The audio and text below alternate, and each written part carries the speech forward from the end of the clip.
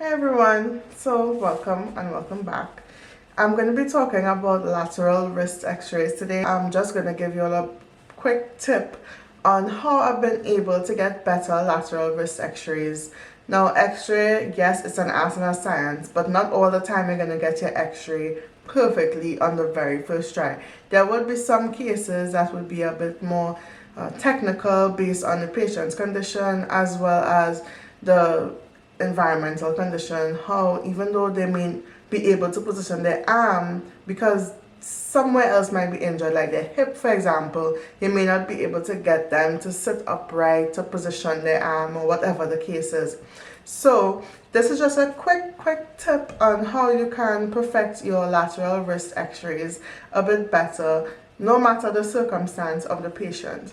So textbook wise, we know about the SID being about 40 inches from the distance from the tube to the detector, right? We know that the patient's elbow must be flexed, but something that I've realized through practice over time is that whenever I try to get a perfect elbow flexion, which is like what you would imagine, maybe like a 40-degree with the arm as high as possible. Again, what if your patient comes in and their shoulder is dislocated, or they are in a sling and they can't remove the sling from the arm, and now because they have maybe a humeral head fracture, their arm is close to their body like this, and now it's just to try to move at the elbow only, and they're unable to flex accordingly. So what would you do in those situations? Because we tend to think that a patient might come in with just one issue, right?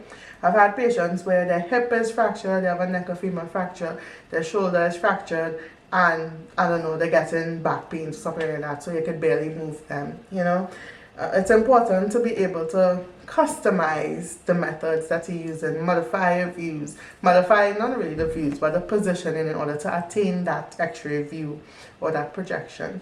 And for the lateral wrist x-ray, obviously the position of the entire arm is taken into account.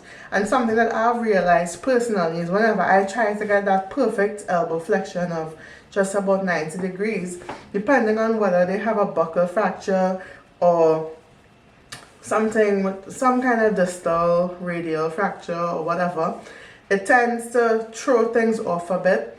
And you try to move internally rotating, externally rotating the arm. And you want to be able to get on the first try more often than not, right? Well, all the time I would like to believe you want to get it on the first try.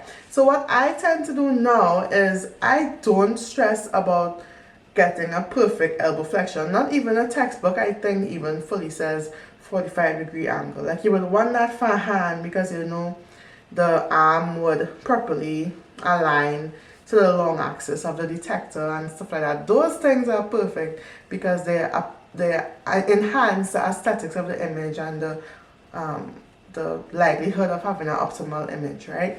However, for a wrist x-ray, what I think is most important is that you get that proper rotation of the radius and ulna so that they overlap each other, right? Because it's a true lateral you want a proper 90-degree projection from the original plane, which was the PA or dorsal view, right? So with the wrist x-ray, I think that the best way that you can ensure that you get it, right? For one, of course, you can palpate if the patient can tolerate it, the radius and ulna, by just using 2 fingers to put your hand on the both bones and then align. And then I think what's most important, don't worry about the elbow too much. Even if the patient could better get it this way, maybe they're wearing a big cast and they can't even feel the bones because of the cast, right? If the elbow is a bit tucked in and the arm is externally, the elbow, I should say, is not as flexed but is straighter, and then you externally rotate the wrist, you usually get a perfect lateral each time. Think about the forearm patients as well.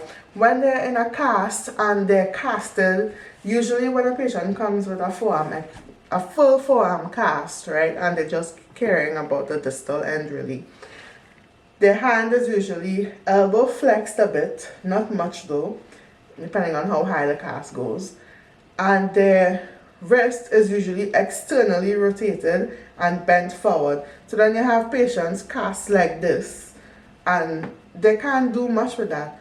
So then you let them relax the wrist if they can, or even stand if they have to, so that they can lean over and you get that wrist in a good lateral position. So it's all about playing around with it, seeing what works for you. I think it's usually based on doing it a lot. You kind of pick up on little things that would help with your positioning.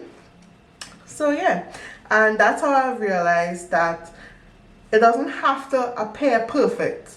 Once the part itself, the wrist itself, the distal wrist is positioned, the distal forearm, sorry, or the wrist is positioned properly, you don't have to worry about how flexed the elbow is. You know, obviously you want your patient to be well seated. You want them to have some level of flexion on the elbow. You want some bend, otherwise the arm would literally just be out to the side. But don't worry too much about it being perfectly straight.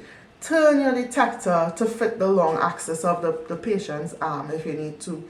And that's where you still get an image that isn't like wonky when it's time to straighten back up the image and post-process if anything. You don't have to worry about that because the detector already matched the direction that the patient's arm was in. That's where you get the good lateral and you don't have to worry about post-processing and rotating the image as much afterwards. So that's just a little tip. I hope it helps. And I have a tip to give on HBL knees that I've learned as well, having done it more often these last few months than ever before. So yeah, I'll show you all, well not show, but you know, explain to you all how you can get better HBL knees. I have a video on lateral knees and just knee x-rays in general already.